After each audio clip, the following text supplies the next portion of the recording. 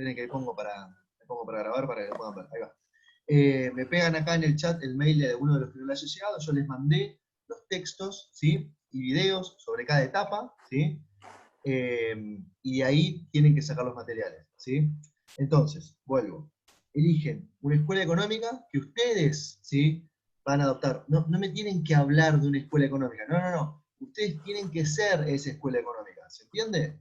¿Sí? No me pueden decir, la escuela neoclásica cree que... No, no, no, no. Yo creo. Ustedes se van a colocar en esa voz, ¿sí? ¿Cuál es el ejercicio acá? Los contrata un diario con cierta línea editorial y ustedes tienen que respetar esa línea y tienen que ir por un lado, muchachos. ¿Sí? Porque O los sea que es a medios... favor, digamos. Exactamente, sí, depende. Porque, por ejemplo, si vos vas a ser marxista, el marxista va a estar en contra de todos los momentos económicos. O sea, va a ser No, no, está crítico. bien, Sí, o sea, yo tengo que elegir un proceso en el cual represente la escuela que yo elegí, digamos, a eso me refiero.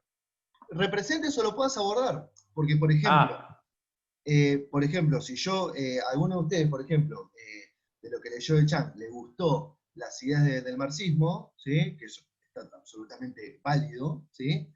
Si vos te centrás sobre el periodo de modelo agroexportador, claramente vas a ser muy crítico. no, no, por eso. O sea, puede ser a favor o en contra. O sea, puedo ser un periodista de página 12 hablando sobre Macri, ponele. A favor o en contra, exactamente, Ah, exactamente. está Es bien, decir, está bien. exactamente. En general, ¿sí? Estamos muy acostumbrados a encontrar como mucha cosa parcial, ¿sí? Pero bueno, vamos a hacer un ejercicio, este es de revisión, ¿sí? De contenidos primero, porque tienen que leer los textos, ¿sí? Y después de ver, a ver qué salida le encuentran, ¿sí? Los elementos van a ser los básicos. ¿Cómo está pensada la economía? ¿Cómo está pensado el rol del Estado? ¿Cómo está pensado el rol de la sociedad, si son individuos o clases sociales, ¿no?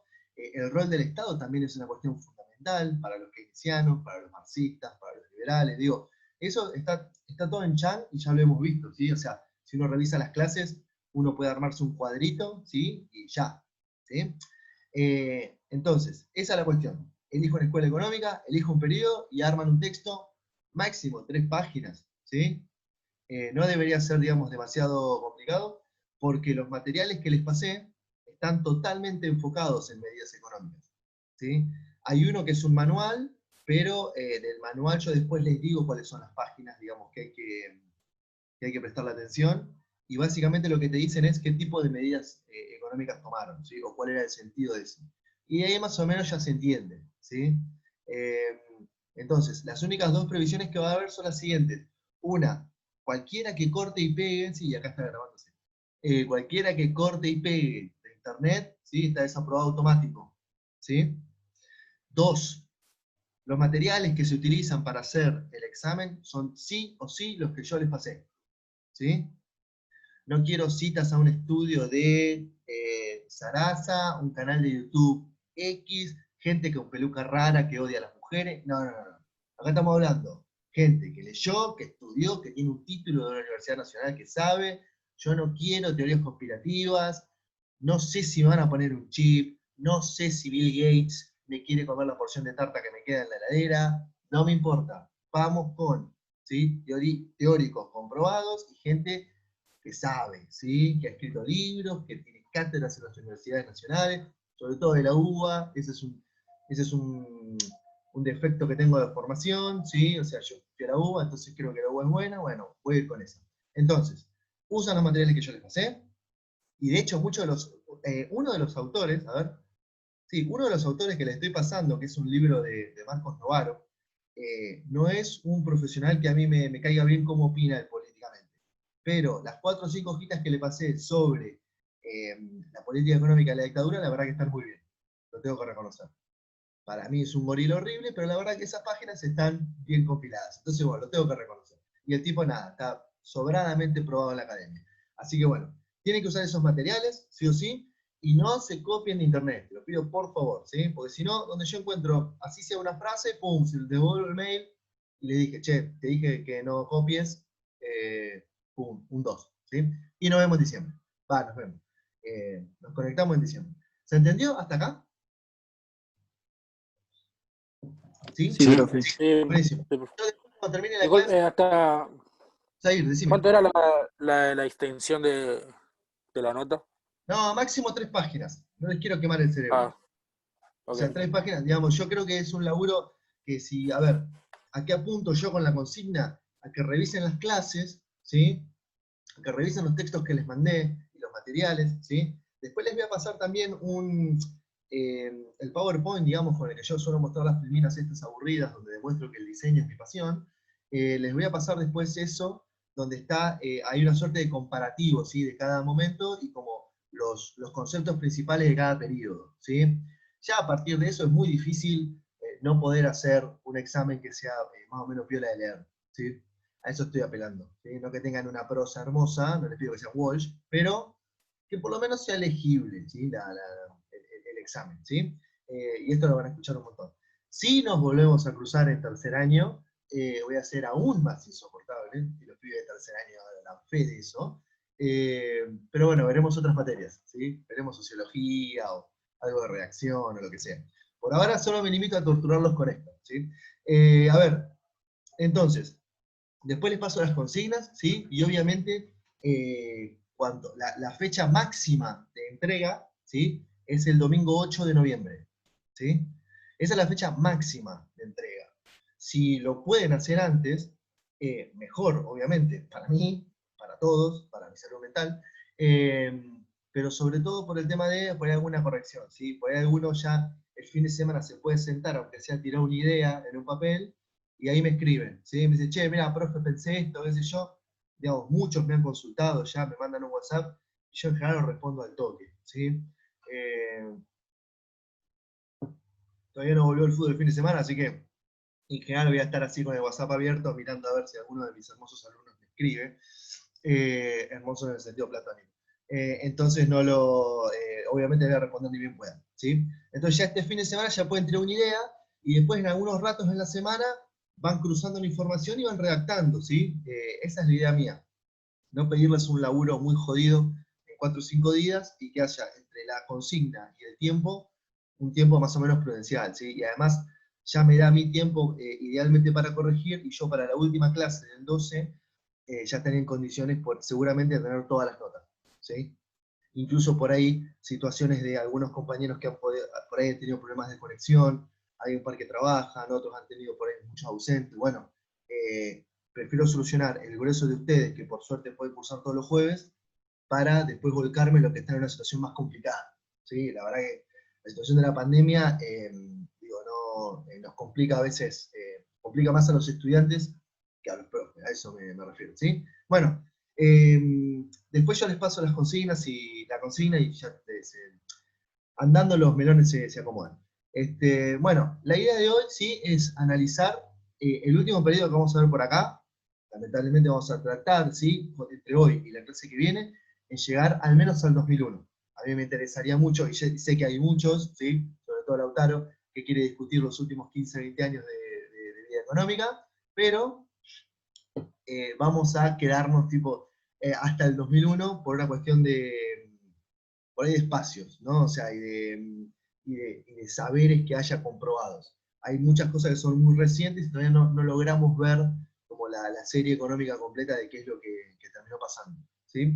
Pero bueno, neoliberalismo, ¿sí? Nosotros veníamos viendo un periodo que era el de sustitución de importaciones, fuerte intervención estatal y una muy fuerte organización obrera, ¿sí?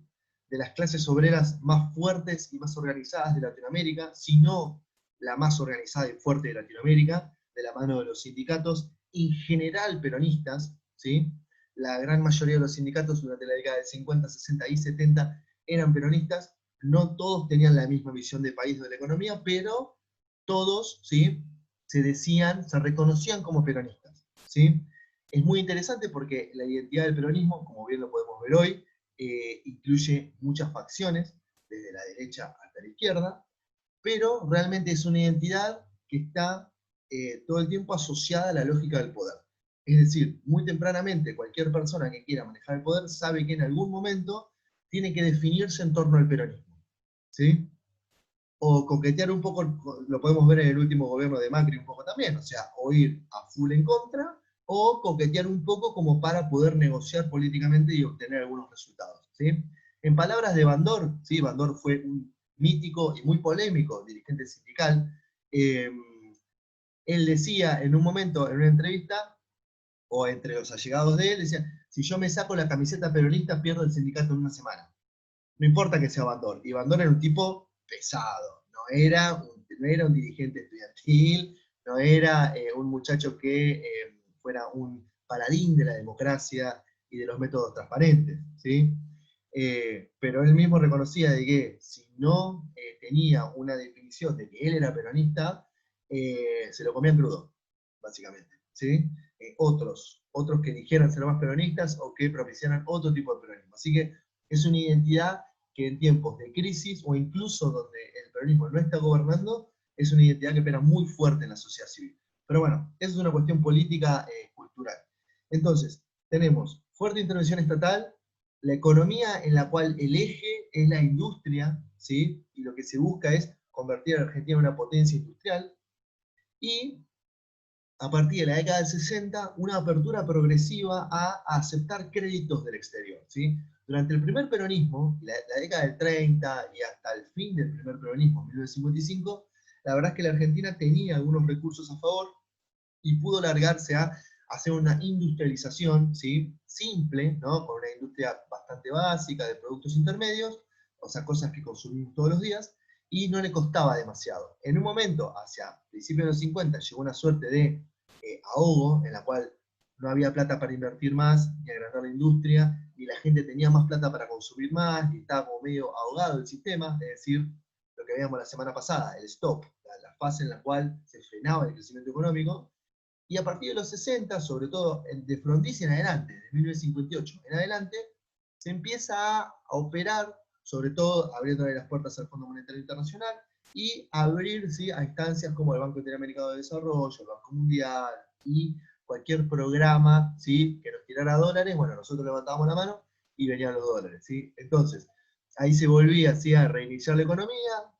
Los empresarios en general bajaban esa plata a expandir la capacidad instalada, es decir, agrandar los galpones, agrandar la industria, comprar máquinas, contratar gente, ¿sí?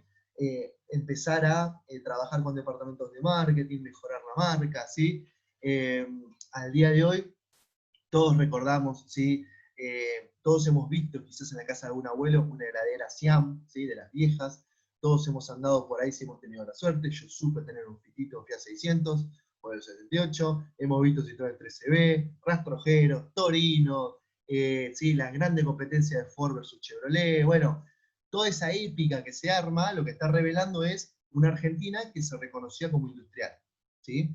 Y para un joven que terminaba el secundario, ¿sí?, no era una opción para nada negativa, tanto entrar a trabajar en una fábrica como ir a estudiar a la universidad. Digo, eran dos universos posibles que te permitían una vida, ¿sí? O sea, no era una cosa, no estaba mal el perfil obrero, digamos. Había un montón de construcción de casas, digamos, de obreros, con acuerdo con los sindicatos, ¿no? O sea, muchos de los FONAVIS, ¿sí?, de los Fondos Nacionales de Vivienda, ¿sí? Bueno, de esos barrios de monobloc, ¿sí?, que surgen en todas las zonas de las ciudades, toda la zona digamos, yo soy de La Barría, y era como hay un montón de planes de barrios con 1000 casas iguales. Bueno, esa era la típica construcción de los 60 y los 70, en la cual la pertenencia al sindicato te garantizaba muchas veces el acceso a una casa. Bueno, todo eso parece otra dimensión, ¿sí? Bueno, pero era posible, ¿sí? Lo que tenía la sociedad de los 50, los 60 y hasta los 70 es que estaba muy integrada, ¿sí? No era para nada un sueño para una persona de extracción muy humilde convertirse en clase media. Y para una persona de clase media, ¿sí?, tener al toque, ¿sí?, un hijo que lograra ir a la universidad, ¿sí? Un mérito que es muy difícil de lograr en cualquier otro país, digamos, de Occidente, es muy, muy difícil. Bueno, ese era como el modelo en el que estábamos. El modelo en el que cambia, en 1976, cambia abruptamente, es con la llegada de una dictadura militar. Esto no es menor, ¿sí? Entramos en la primera fase de imposición del neoliberalismo, que es la imposición por la fuerza, la imposición vía represión armada, ¿sí?, y terrorismo de Estado del neoliberalismo, ¿sí? La última dictadura y la funcionalidad que tiene la represión terrible sobre los propios ciudadanos argentinos, ¿sí?, con todo lo que ya sabemos del horror y que hemos visto, ¿sí? Desaparición forzada de mujeres, un plan sistemático, robo de bebés, articulación con otras dictaduras internacionales, bueno, todo lo que ya hemos visto, ¿sí? Y que espero que conozcan en profundidad, y si no, bueno, lo veremos en otra materia. Todo eso, la funcionalidad que tiene es un disciplinamiento social y la desarticulación, perdón, de la organización popular. Eso es lo que se busca, ¿sí? Sacarle herramientas de organización y lucha a los actores de base, ¿sí? Estudiantes, obreros, ¿sí? Sindicatos en general, ¿sí? Y un mensaje disciplinador a toda la sociedad. Es decir, con los factores de poder y con las jerarquías establecidas, no se jode.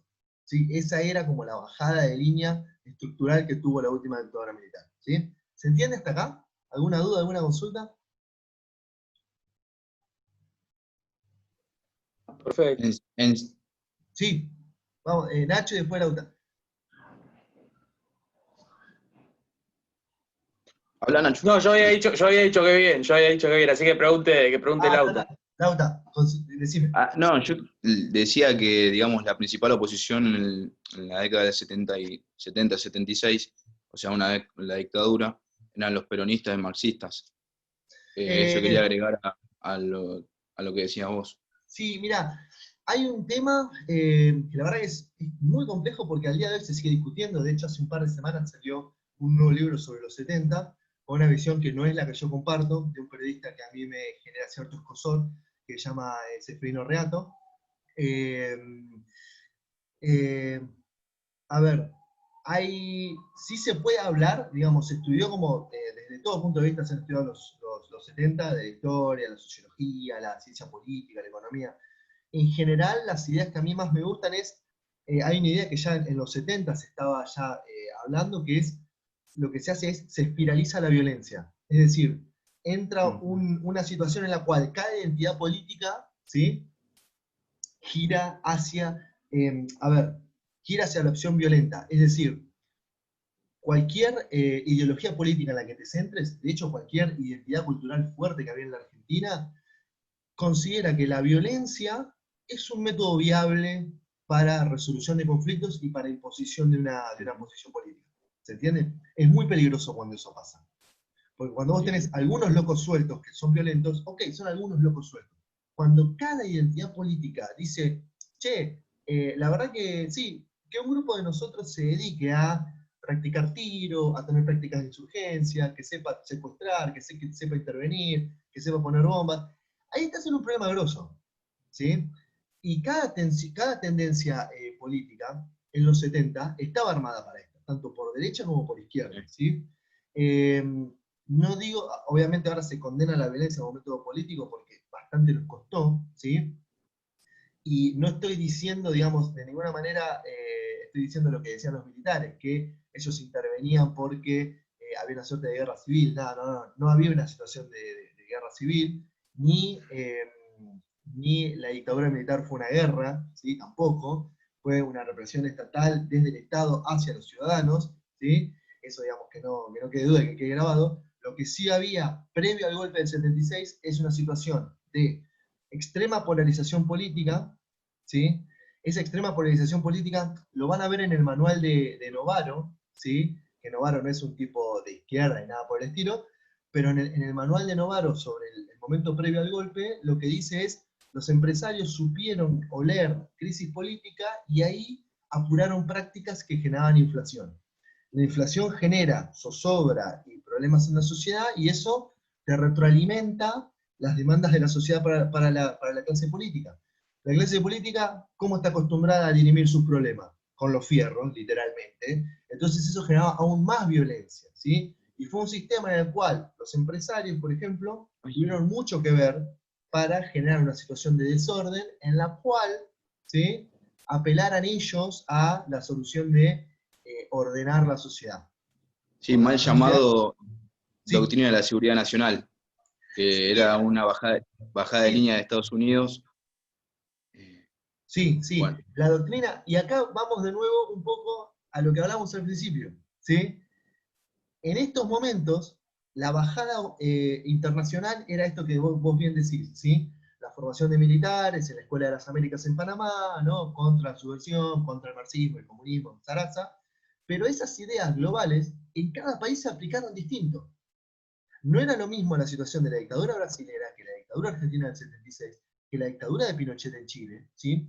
Como tampoco lo fue la excusa de la lucha contra la subversión de un golpe que se dio creo que en el 80 en Bolivia, en la cual los militares argentinos ayudaron, y después pasó a la historia como un narcogolpe, ¿sí? Como un golpe llevado a cabo por militares que lo que querían era simplemente darle más margen de maniobra a los que venían fafafa, ¿sí? De Bolivia, obvio, ¿no? Porque era como su industria nacional, ¿no?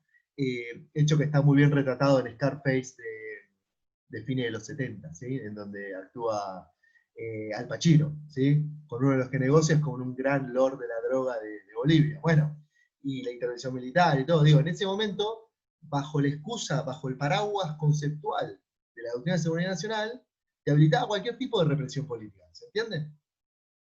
Entonces, volviendo al caso argentino, ¿sí?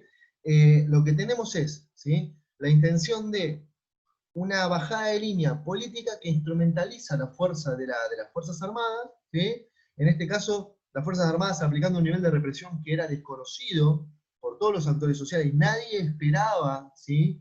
En 1975, que si intervenían los militares, iba a haber, ¿sí? Este resultado de violación sistemática de derechos humanos, ¿sí? Pensaron que iba a ser un golpe con ciertas garantías civiles, ¿sí? Nadie imaginaba, ¿sí?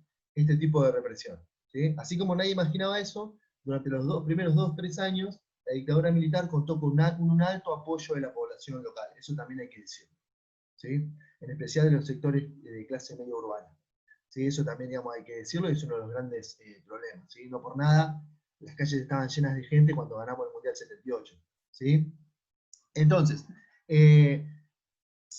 viendo un poquito el contexto político, sí se entiende, se van a entender un poco las medidas económicas que se tomaron, ¿sí? Entonces, esperen que les comparto acá, ¿sí? Vamos con una filmina en donde está esto detallado, ¿sí?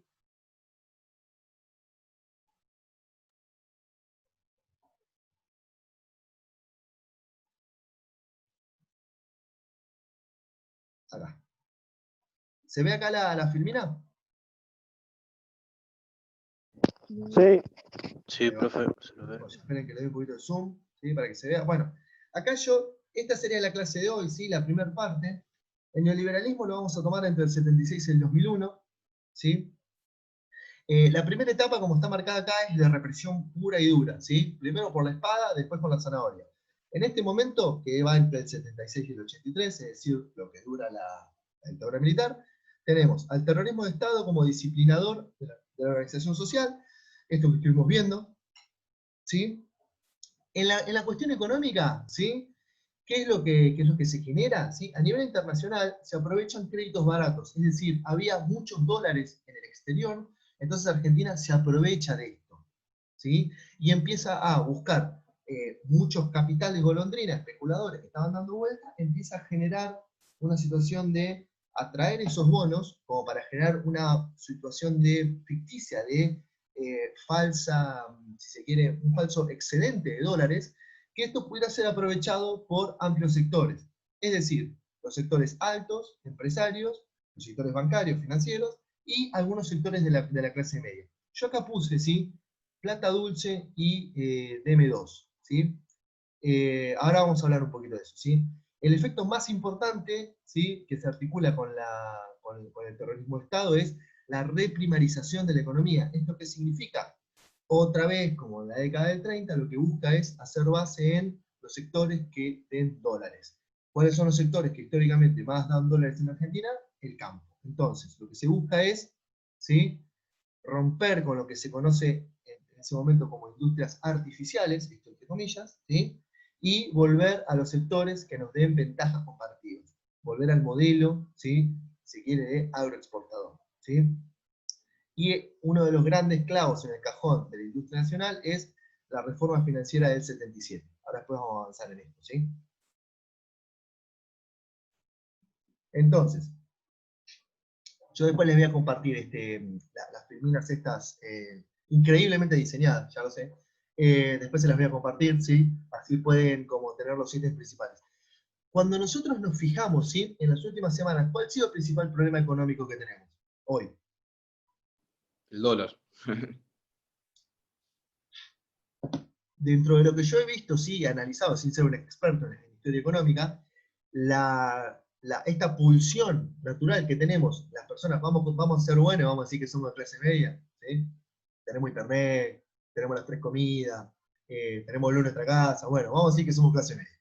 Entonces, que las personas de clase media reconozcamos con el dólar como un problema constante, sin embargo, digamos, yo no tengo un montón de dólares guardados ni nada por el estilo, ¿sí?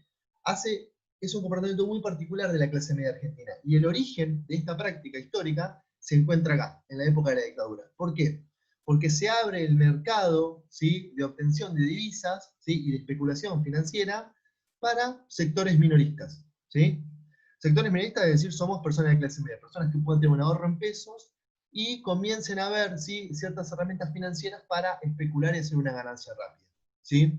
Una cosa muy similar a lo que pasó en el último gobierno, ¿sí? Todos recordamos las LEVACs, ¿sí? Es decir, nosotros teníamos pesos y podíamos invertir en un bono que nos daba una tasa de interés gigante, ¿sí? Y eso después poníamos 100, sacábamos 125 en un par de meses, y después de esos 125 comprábamos dólares y los sacábamos del sistema y los guardamos de colchón, digo, elementos con los cuales, ¿sí?, la especulación financiera, sin ningún tipo de inversión productiva, porque esto es plata que yo pongo en comprar un bono, espero que dé más plata, me quedo sentado, no compré un tornillo, no contraté a nadie, no alquilé un local para nada, nada. Puse la plata, en unos meses me da más plata, compro dólar como reserva de valor y me lo guardo o lo fugo al exterior, ¿sí? Bueno, esa práctica empieza a ser accesible a sectores de clase media, ¿sí? Entonces, empiezan como a pulular las financieras, ¿sí?, por todos los lugares, ¿sí? Bueno, queda menos un minuto. Salimos y entramos y seguimos viendo así las medidas económicas de la